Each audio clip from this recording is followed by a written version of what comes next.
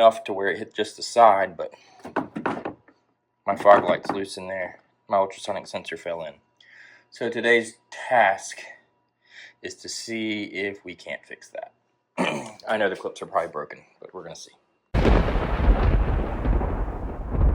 We're going to take off the front bumper of a Tesla Model 3. This is a 2019 model, and it has ultrasonic sensors on the front, which is the difference, and fog lights, so it's all-wheel drive. So I think the first steps is to cut the power off to the car. And now done that, we'll go back and we'll go to safety, and we will now go to power off and say powered off. So there are several clips you have to take off here. There's some under here, so what you'll have to do is you'll have to take your tire and you'll rotate it or turn it to the inside of the car on both sides to undo these clips, so you can get access to 2 bolts that are in there. It's really like 5 bolts. We've also got to take the plastic off of the car, so it's going to be all this front trunk stuff. It's going to be this cover here, which pops off really easily, so you can get access to your little air insert. This was an add-on. Bought this really cheap. It just pops in.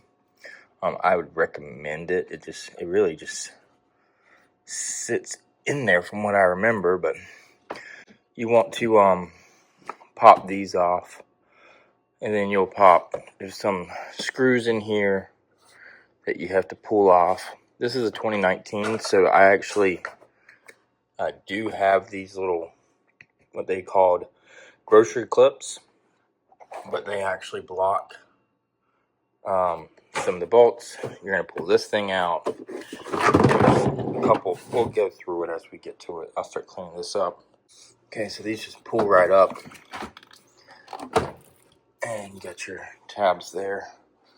So what this piece does, I bought it a long time ago. You see, you got your air intake to your cabin air filters. So there was nothing. This plastic thing was there, but it was open. There was no grate. So when I first got the car, I opened this thing up, and it was just debris everywhere. So I actually bought that. It's just a little cover. They may come with those nowadays. I don't know. Tesla does upgrade. So there's some other bolts here that we got to get to. So we're going to pop this bad boy off as well. I believe it just pops like this. And then there's a cable here. Should be able to. Yeah, so that just pulled right out. There's no real clips or anything buttons that you press or anything. You just got to get a good grip on it and pull it out. All the bolts that we have, we've got 2 here to get this front trunk out. Got this one and this one here. And then we've got one under each one of these. Most of the newer cars don't even come with these little clips. It's just one of the perks of having an early model year, early build, which I personally like them.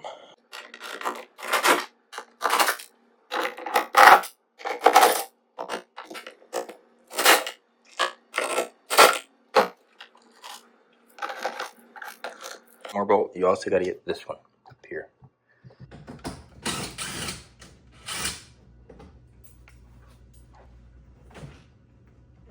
Pull that off.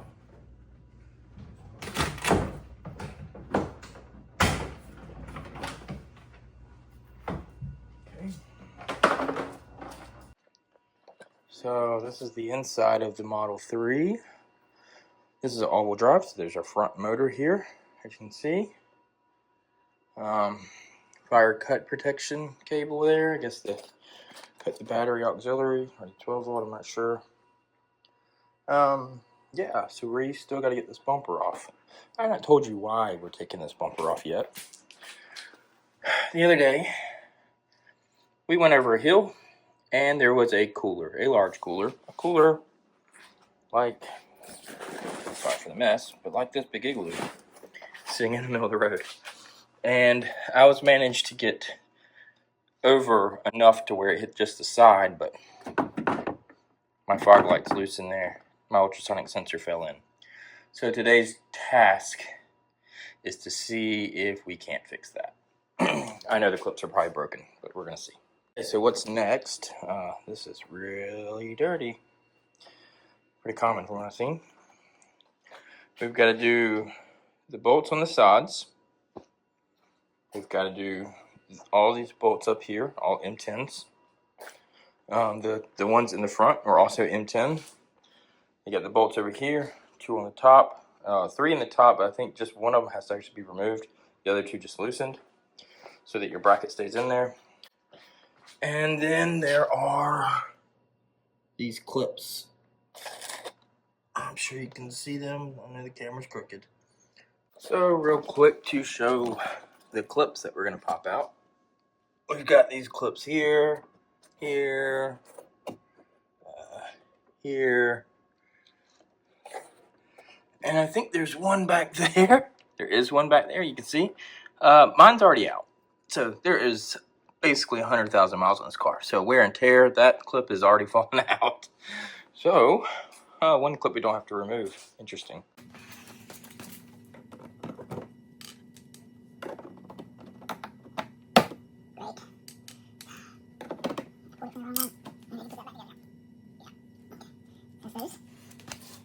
So I think I can actually get to these here.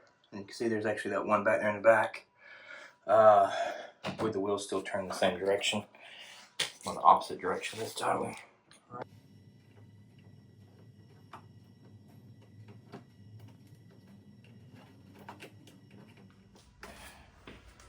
don't know if you can see this or not, but these clips are 100,000 miles. They're in good shape, but you can see, you can really see how old they are. There's the bolts, right there in that bracket. So I think I can take the one closest to me out, and the other 2 just loosen them. And then there's my light harness, my light. Okay, so this other bolt, I'm gonna use a wrench, I think, but it is back here. If you look here, it's literally just right underneath here. You'll find it. It's right where my finger's at. I can't really get my impact on it, so I'm gonna see if I can't just loosen it with this. It's essentially just a nut, I believe.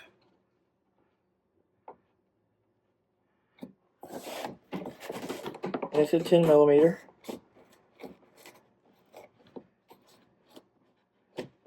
I can't see it. There we go. I think I got it.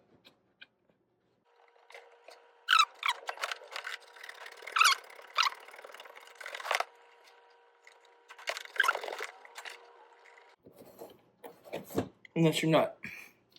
It's got a welded flange on it. And then there's some up here in the top that I showed you. We're going to see which ones we can and cannot do. Alright, so you can't see it here, but I did get 3. I took out the closest bolt. There's 3 bolts here. Right, so I took the closest bolt to here, and I loosened up the other 2. On this one, I accidentally took out the middle one and that one. So we'll see how that does getting this bumper out. And also took out this back one. With a wheel like this, you can actually lock this piece here. Let's see. With a wheel turned like this, you can actually take the cover there and you can actually pop it behind the wheel. But it is hard to get the impact driver up there, so to that bracket. So just kind of trade off there, depending on which side it is. Now we're going to take out these bolts here, and then we've got to get all these clips underneath there off. Then we should have everything off to pull the bumper out. Okay, so these little tabs essentially come out like this that are on the bottom. Here they're pressed in, and they're 2 layers. I don't know if you can see that, but that's pressed in all the way. So both of these are pressed in good, right? So what you do is you take your little screwdriver and you pop this, and then you take a tool and you scoop underneath. Let's see if I can't show you real quick. All right, so you're gonna use this tool. Looks like this kind of. and you're gonna get underneath the first part, right? And then you gotta get under the second part. So because they have this for aerodynamics, this like ring around, it's hard to kind of get your tool under there. So you can kind of pull it down like that, but what I did was I actually used my left hand. I'd pull on it and I'd use my right hand to get underneath it and then pop it, just to make sure you don't break it, because these are a little fragile. Now, they can come apart like this, right? And you end up with these two pieces. That is okay. They have this, I don't know if you can see it, but it's like a, there you go, like a certain direction that this goes into. And then this part is a certain direction. And so you essentially just line it up the right direction. And I can't do this with two hands or one hand, you need two hands, but line it up and you can just kind of push it back in. So that way when you go to install it back, you push this section in all the way, and then you push the second section all the way. And it should be okay, but we'll get to that when that part comes. Okay, and so the last, I believe the last bolts are just these here.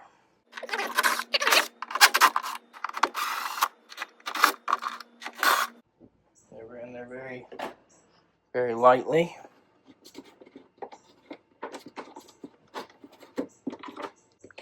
When using an impact driver on especially like plastics and things like that, I'm always a little extra careful not to over torque down.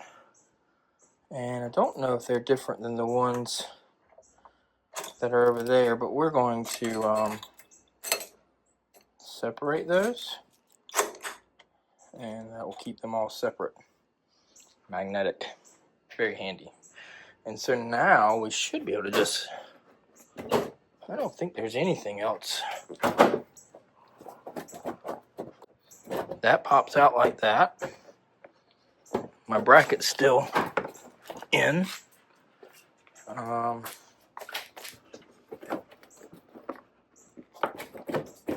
This one doesn't feel like it's out enough. I think you got to get the second bolt out. Nope, there you go. It's just the one bolt, like they said. You just pop it.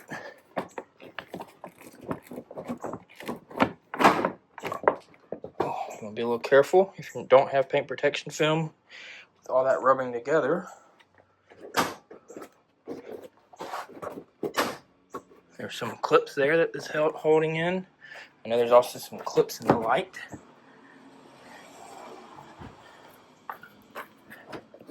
I'm doing this all one-handed, by the way. So I'm gonna need two hands because I think I gotta get these clips out. They're not popping. They're still caught. Okay, once you get them off, you should be able to pull this off. This is what I want to show.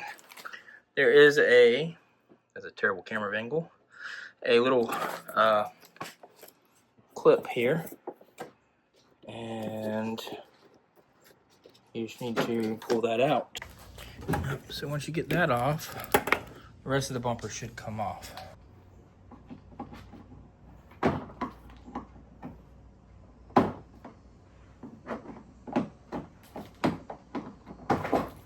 There it goes.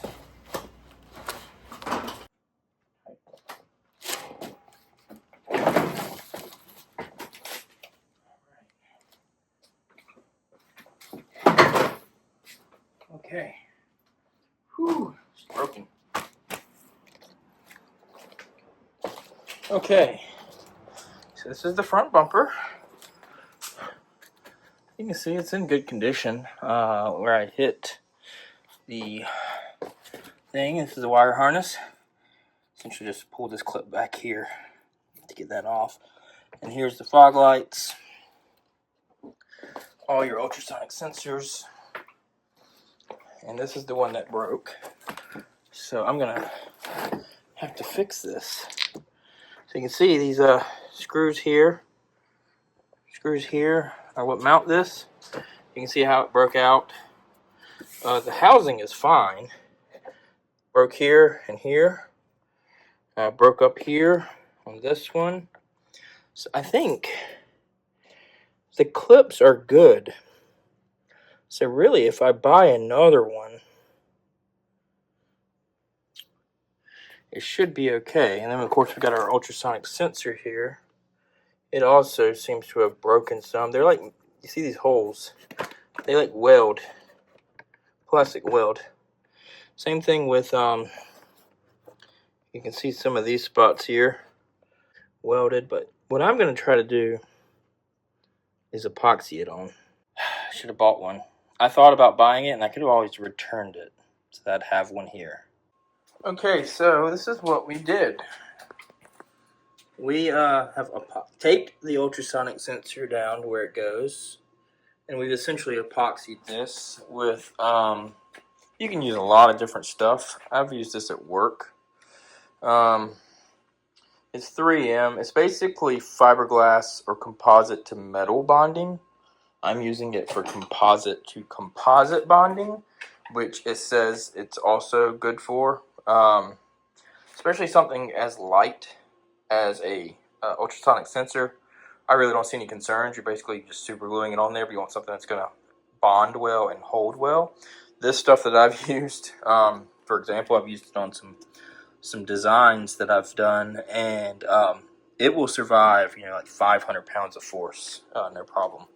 So, that's metal bonded to fiberglass. Obviously, it's a different bond, but I think it's going to be just fine based on my experience with it. So I used that, and then the light fixture, we broke here. That can still kind of guide it over there on that side. We broke here. The rest of the plastic is actually still on the thing. I'm not going to move it because I'm letting this cure. We broke on this clip here all the way where this would connect here. And the same thing back there. That clip broke from there. So all the main connecting points to the light broke. And you can kind of come over here and see the other one, right? You've got, this is mounted here. This wiring harness is mounted here. This bolt's here. This bolt's here, and then you have these two popping connections. This one looks like it connects the mounting hardware. This one does the same for this ultrasonic. So, so what I've done now, and I wish I would have done this earlier because I thought that this was welded to the frame. I should have did a little bit more research. I've been really busy this week. But I bought some on Amazon. They're going to arrive tomorrow. Unfortunately, usually when it arrives the next day, it's going to be like 9 o'clock at night. So I'm going to leave this open until I understand about where I'm going to be. And they're supposed to be fairly close. I went ahead and bought a left and a right, though, just in case when I swap it out, I don't like the contrast between the 100,000 mile one to the brand new one. So if I want them to look better, I'm going to go ahead and just swap them both out. They should be pretty much plug and play. From what I was reading, from what I was seeing, they're very similar to the OE. I don't care for anything flashy, like daytime running lights or anything, but we'll see what comes out. Right now, we're going to let this cure, and it looks like I may not be using the epoxy. What I thought about doing was just epoxying this one bracket here and having that there, and then maybe putting something to connect this underneath here, like a piece of metal or something, like a washer, and then gluing it down as well, and do the same thing over here, so that I'd get at least have 2 points of contact on this side and 1 point of contact on that side to hold it in well. But I don't really want to do that for whoever owns this car in the future. I don't really want to do that for anybody who owns this car in the future, so I'm not going to do that. I'm going to try to fix it the proper way and make it nice, because as someone who has bought a lot of used cars, even with 100,000 miles on them, it's not fun when you have to go fix things. And when you get buy an older car, you do have to fix things. You do have to take bumpers off. And usually kids buy those cars and they want to switch the fog lights out to something that is flashy, right? Maybe it has different colors or lights that zigzag. And I want them to have that ability to do it. I don't want to screw it up by epoxying the entire housing to the bumper and then they have to take a Dremel tool and cut it off. So Okay, so we got our light.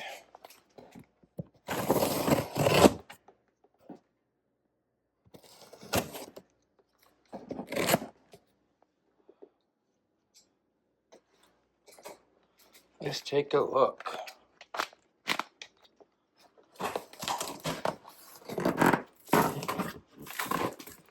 I bought this off of Amazon yesterday. This is day 2 to the bumper light. As you can tell, we're still sitting here the same way. Our epoxy has dried, and our ultrasonic sensor is nice and set. And we got this off of Amazon with 1-day delivery. So I didn't have to put this all back together. So let's take this out. Alright, so this is the one off of Amazon. You can see all the brackets that broke. This is supposed to be very similar to an OEM. It's got all the same stuff. Sorry, I always do that. So this is the one just like the OEM. I got off Amazon. 1-day delivery for this. Now I did go ahead and buy a left and right because this is what it looks like. They didn't put paint protection film on this glass.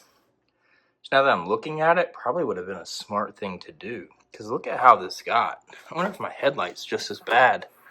It is. Anyways, that's the difference between new and old. So I'm going to go ahead and replace both because why not? This has the date code on it. This has a different way. But I mean, looking at it, they look identical. All the bracketry is there. So you can see all the brackets that broke on mine and why we're having to replace it. So we're going to pop that back in there with all the cables. It's essentially one cable. You pull this red piece up to get it out. And then you got a couple of pieces I had to use some needle nose just to pop those in. This is just the mounts to it. This mounted to it as well. Just secures that cable. Alright. I'm going to tell you how to put the bumper on in a second, but this is really loud. But here are the new lights. I don't know if you can see that, but the fog lights are on. Daytime running light. And your amber corners. I don't have it all the way bolted down yet.